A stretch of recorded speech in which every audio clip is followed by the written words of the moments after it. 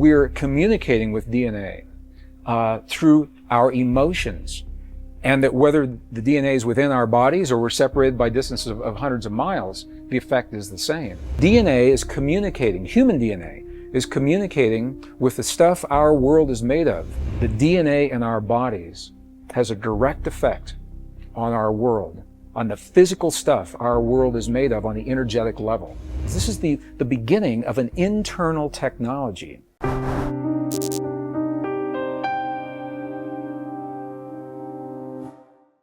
What would it mean if we discovered that each moment of our lives is part of a conversation, an ongoing dialogue with the universe around us? What if everything that happens in our lives, from the healing in our bodies to the peace of our world, to our marriages, our families, our romances, our divorces, all the things that we see as life in each moment of every day, what if they're a reflection of this intelligence, this field of energy that the ancients described in their language, and now that Western science is beginning to describe in a language that we recognize?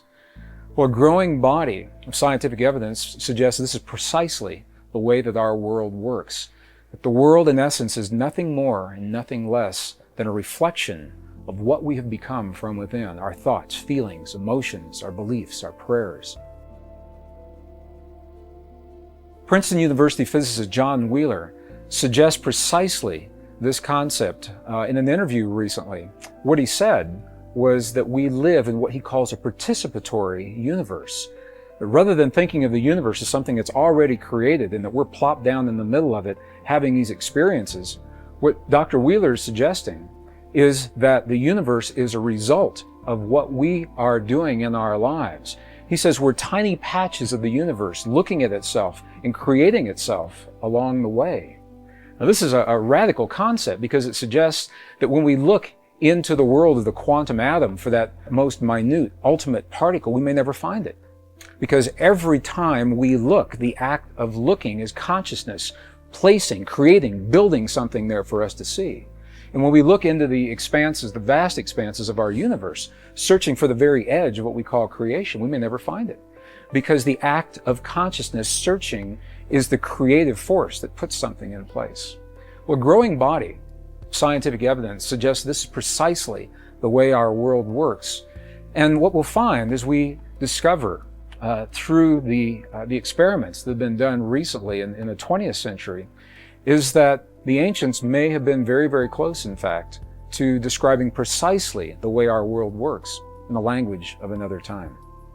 Between 1993 and the year 2000, a series of experiments were conducted in accredited scientific and academic institutions that are now supporting precisely the concepts that the ancients so clearly spelled out in the language of their time.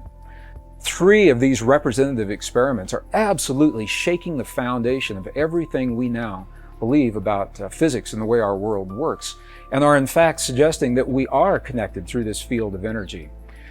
The idea that there may be an all-permeating essence that connects everything is really not so new, even in the world of science. In the late 1800s, there was this tremendous spiritual revolution that was sweeping the earth. And at that time, there was a great debate as to whether or not this field actually exists. And during that time, it was called the ether field. In 1887, a very famous experiment was conducted to demonstrate once and for all, does this field exist or does it not exist? And based on the results of that experiment, Western science, specifically Western physics, has believed that everything that happens in our world is discrete, non-related, isolated things that appear to be happening in the same instant in time are simply coincidence.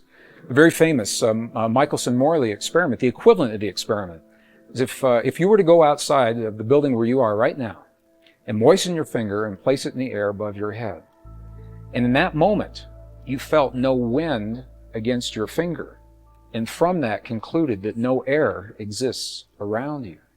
That's the equivalent of this Michelson-Morley experiment. They believe that if this field actually exists, it must be moving.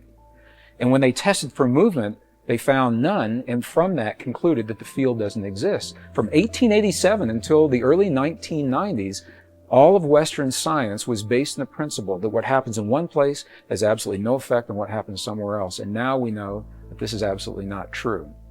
So I'd like to share with you 3 experiments that are absolutely shaking the foundation of Western physics. The first was conducted by a Russian physicist, Vladimir Poponin, in the early 1990s. He came to the United States to finish this series of experiments.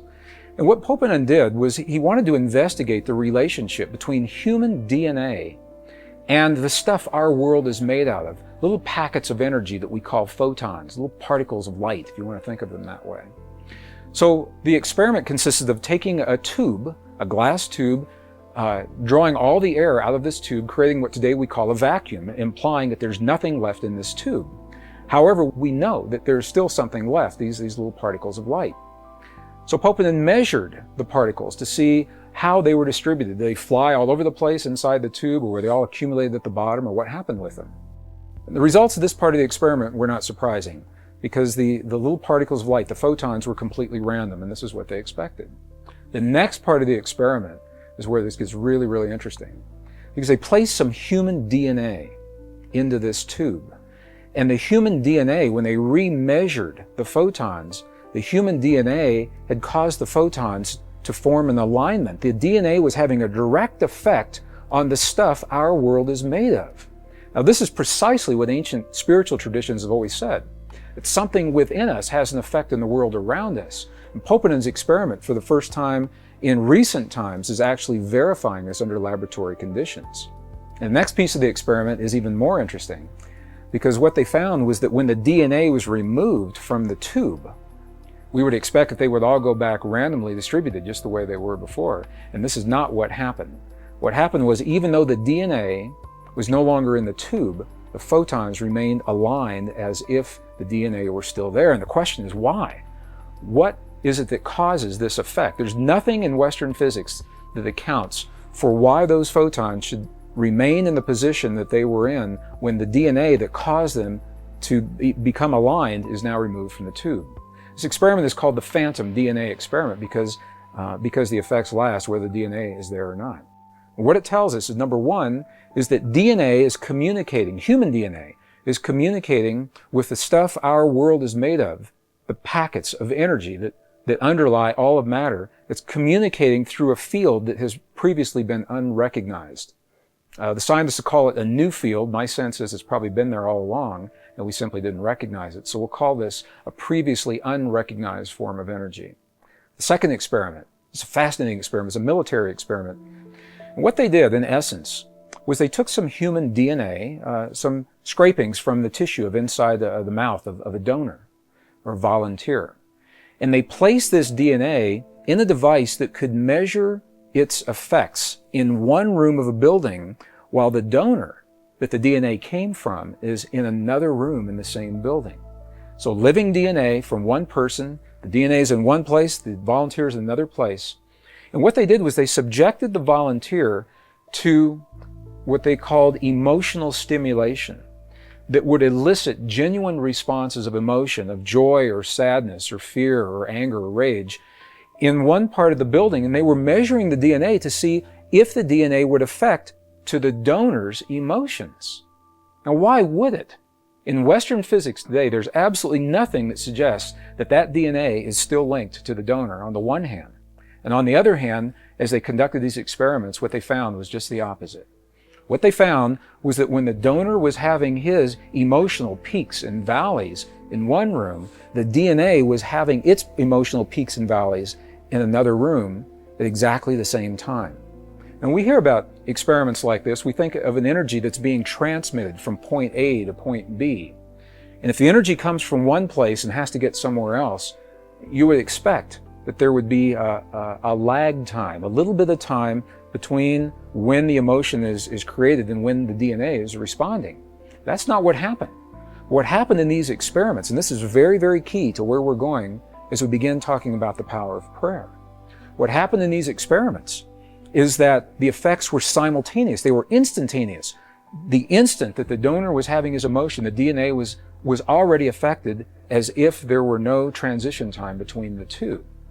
Well, these experiments were first conducted within rooms that were separated by distances of maybe 50 feet.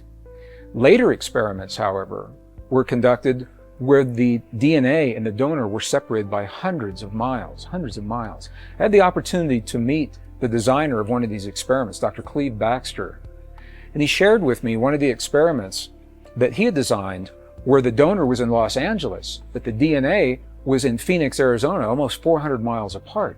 And the effects were precisely the same. Whether they're in the same building or separated by 400 miles, the effect is instantaneous. This opens the door to all kinds of possibilities as to how that DNA remain linked to the donor. What it says to us, once again, is that we're communicating with DNA through our emotions, and that whether the DNA is within our bodies or we're separated by distances of hundreds of miles, the effect is the same. We call this a non-local energy. It means it's everywhere all the time because the energy doesn't have to travel from point A to point B.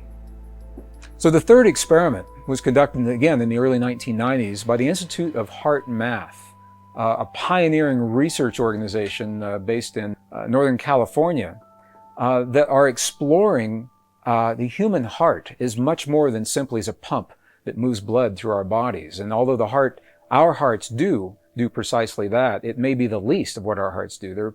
They're discovering that our hearts are the strongest magnetic field in our bodies, and the electromagnetic field that is produced by our hearts has an effect that extends well beyond our bodies. The Heart Math Institute had earlier discovered that around every human heart there is a field of energy shaped like a tube. It's called a tube torus and extends between 5 and 8 feet beyond the human heart. And the question is, in this already acknowledged field, could there be another form of energy that is being carried by this field beyond our bodies? So they designed an experiment to test precisely this theory. This is no surprise. They took some human DNA and they isolated the DNA and asked individuals that were trained to feel what are called coherent human emotions, very clear emotions of love, appreciation, compassion, or anger, rage, and hate, to have those feelings on demand. And as the people who were trained to have the feelings did so, they measured the way the DNA responded. And what they found was this. They found that in the presence of appreciation, love, compassion, forgiveness, the DNA became tremendously relaxed. And what we know from other experiments is that this relaxed state of DNA actually enhances our immune response. When you ask people what it is about the feelings of love and compassion that give us our high immune response, this may begin to tell us why, because the DNA is relaxed and actually allows certain portions of those little switches, if you want to think of them that way, to be enabled or turned on. And just the opposite is true as well. In the presence of anger, rage, hate, jealousy, DNA was tightened like a little knot, and it actually shut down in some instances. Those little switches depleted the immune response. Intuitively, we know this. We know that when people live in a state of jealousy or anger or rage, that it depresses those portions of our bodies, and just the opposite, love, compassion, understanding, forgiveness, that those kinds of things are enhanced. And now, perhaps for the first time, these experiments are beginning to help us to understand why. It's the effect of human emotion on what is called the conformation or the shape of the DNA in our bodies. And what these experiments showed, and what the lab results, the lab notes in the published papers actually described, was that very specific kinds of human emotion have the power to change the shape of the DNA in our bodies. This is an amazing thing to say, because what it says is that on demand, when we choose to elicit very specific kinds of feelings and emotions inside of our bodies, we actually have the power to change the way the DNA functions in our bodies. This is the beginning of an internal technology, perhaps a very ancient technology that was described in languages of our past that we're only beginning to understand. Well, each of these three experiments was interesting unto itself. In some instances, the researchers were not aware of the experiments that the other laboratories were doing. And these experiments are only representative. Other experiments have been conducted along the same lines, giving the same kinds of results. When you put them all together, however, rather than being interesting, isolated experiments, they begin to tell a story. And the story looks something like this.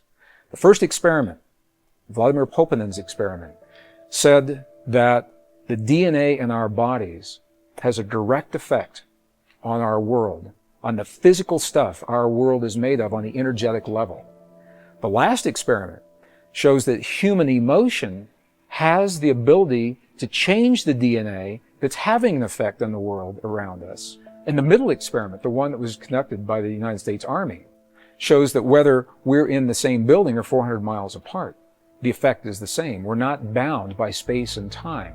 And as a matter of fact, the results of the experiments are saying precisely this, that you and I have a power within our bodies that is not bound by the laws of physics the way we understand them today. That something within us linked directly to the emotion of our bodies, thoughts, feelings, our prayers, our beliefs, transcends the limits of time and space the way we begin to understand them today.